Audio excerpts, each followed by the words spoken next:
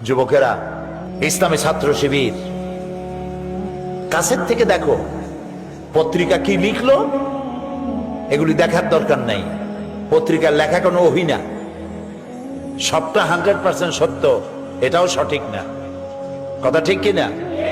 কাছের থেকে দেখো যারা শিবির করে, গভীর রাত্রে যখন টিসি টিএস করে, রাতের বেলায় যখন তারা সভ্যদারি করে, রাত জাগে, যে দেখো শিবিরের ছেলেপেলেগুলি দর্শে হাদিস, দর্শে কোরআন, সাহাবায়ে কেরামদের ইসার ও কোরবানি ইত্যাদির উপরে আলোচনা করে, তাহাজ্জুদের নামাজ পড়ে শেষ রাত্রে কিভাবে আল্লাহর কাছে কান্দে, তাকায় দেখো।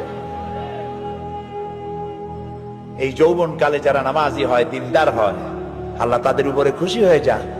কারণ কোন মসজিদের মুয়াজ্জিন যদি বলে আমি ঘুষ খাই না, এ কথার কোনো দাম আছে? বলেন, আপনি তো মুয়াজ্জিন সাহেব, আপনার ঘুষ দেবে কেনা? থানার দারোগায় যদি কয় আমি ঘুষ খাই না, এটার দাম আছে, ঠিক না? এমপি যদি বলে ঘুষ খাই না, মন্ত্রী যদি বলে ঘুষ খাই না, এসপি যদি বলে ঘুষ খাই না, স্বরাষ্ট্রমন্ত্রী যদি বলে ঘুষ খাই না, এটার দাম আছে, আছে কিনা?